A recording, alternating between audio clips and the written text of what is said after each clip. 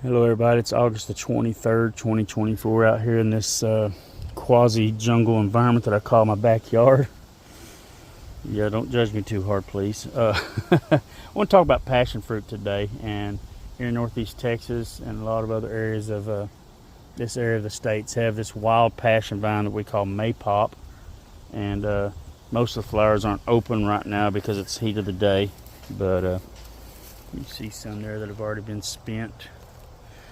But I love these. They have a wonderful tropical flavor. Maybe banana, I don't know, pineapple and something else mixed in there. I can't describe it all. But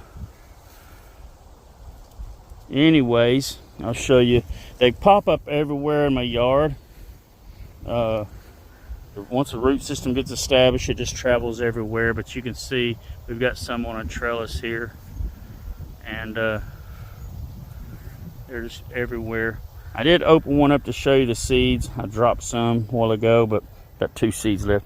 This is what you consume out of the maypop, kind of like you would a pomegranate, the pulp around the seeds. If you're a texture person, you may not like it because they are a little kind of gooey, slimy, jelly-like. Wonderful flavor though, if you can get past the texture, which I don't mind texture.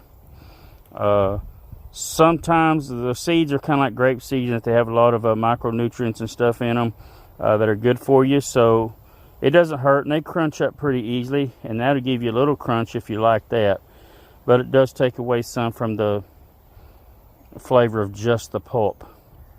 But anyways, very delicious. I'm going to eat this. I've already got them dirty, but I wanted to show you some other things going on with passion fruit that I've got going on today.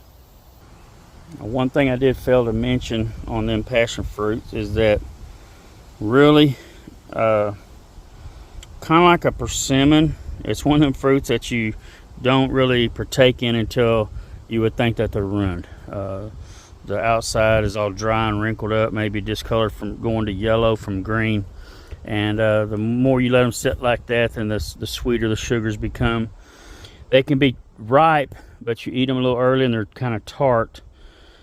But if you let them ripen real well, if you get a really perfectly ripe one, there's really not much tartness, just a tad bit, and it's super sweet with them flavors of tropical fruits. This is another that's not really native here. I didn't look up the native zones, but I've got this. I was in San Antonio, what, a year and a half, 2 years, maybe a year and a half ago, and this is growing by someone's house, and they allowed me to get some pieces, and it caught my eye because I knew the leaf looked like passion, and but it had red berries on it, and they were only like this big, where my passion fruit / maypop, you know, the fruits get like large egg size. These were, you know, nickel size or so, maybe some smaller, and they also had this feathery, and I'll show you where I picked one the other day. This feathery stuff that kind of curls around the seed pod, and it's inside there, and I picked this one. Very interesting. So I picked them, I brought them home, and I tasted them. They're not the, you know, top tasting, it's just that they were interesting. And so I planted them last year, just threw the seeds in a pot, and then I forgot about them. Well, now I've got several vines in here, but now they're so grown together and even into the ground behind this pot that I'm not going to mess with them. I'm just going to let them grow. And the flower is very similar to the other one, to the maypop, maybe a little smaller flower. And so I picked this one the other day for the purpose of, I ate a few of the seeds just to do it. They're lightly sweet, but to me not that flavorful, beyond a little sweetness. But anyways, I'm going to plant some more of these. So I'm going to show you some of this, how I do that. Okay, so here in the greenhouse, and I've already put, and I had them seeds, I had them in this bowl the last couple of days with just a little bit of water, kind of like I would a tomato seed, to kind of let them ferment slightly. These didn't really go real long, and I've come to the conclusion after planting them several times that you really don't have to do that, you know, real long. It might do better if you do, but I've never had a problem. So you can see, let me get this screwdriver.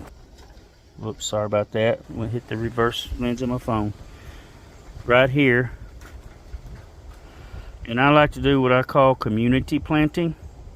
And I just take them. Now you can wash the jelly off, and they'll probably germinate maybe slightly faster. But here we go. I just kind of scatter them around here. I don't get real particular. What I did is I moistened the soil first, got it wet, and I pressed it down with my hand to compact it a little bit. I'm using real loose soil, so you're not going to compact it real tight, but get rid of the air pockets. Scatter them in there. And I'm going to take a little bit more soil and just kind of scatter on top, maybe a 1/4 inch of soil on top of them. I don't water this real heavily because I don't want to wash them around in there, but I will put a little bit of water in there. The soil beneath it's going to wick up moisture into this other soil anyway, and then I press it down again just to make sure I've got contact. And that's going to be good. In about a week or so, week and a half, I expect to see some babies popping up. So let me show you another situation. Now, a few weeks ago, I went to a local grocery store and they had some tropical passion fruit. And that's the fruit that if you get a passion fruit drink, flavored drink, or foods of any kind, usually it's going to be that. And the inside of that's got a slightly yellow-orange color to me. Outside kind of purplish.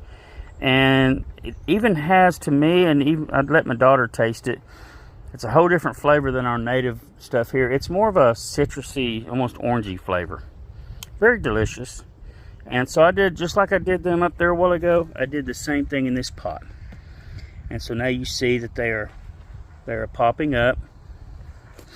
And it's the same thing I did with them other passion vines. And I forgot to tell y'all, the passion vines that I had outside, I'll just show you the seeds. That with a little red berry I told you about, is actually called foetida, which means stinking. So it's the stinky passion. I haven't noticed it stinking super bad or anything. Like I said on another video, I don't remember if I said it on this one earlier, the maypops we have here, when they're not ripe, the seeds and the inside of the peel, when you pull it, it's kind of got a funky odor to it. But the tropical, here they are. And I don't know a particular variety, just a store-bought. But these will vine up, and I'll keep them in the greenhouse since they are tropical. Now the maypops outside, they will do fine. They'll die back and in the winter, and they'll pop back up in the spring and take off again. Them vines that grow super long in a year's time. Once I get these up, through the winter, take care of them, or I get some going in the greenhouse, or I can leave them in here. In the future, I'll probably set a few outside and see how they do. See if they can grow, die back in the winter, come back in the summer. For right now, I'm going to take care of them for the first year inside the greenhouse. But that's my passion vine. I wanted to kind of show y'all how I plant them. If you find some you want to plant, you like the flavor, or you got someone that's got the wild ones and you want some of them in your yard and you don't have them, this is how you can do it. Just put them seeds on some soil, put about a 1/4 inch of soil on top of them, keep them moist, warm. It's hot here in East Texas. I would probably keep them out of the sun when they're tender like this and young, and just have fun with it. Hope you enjoyed that. God bless.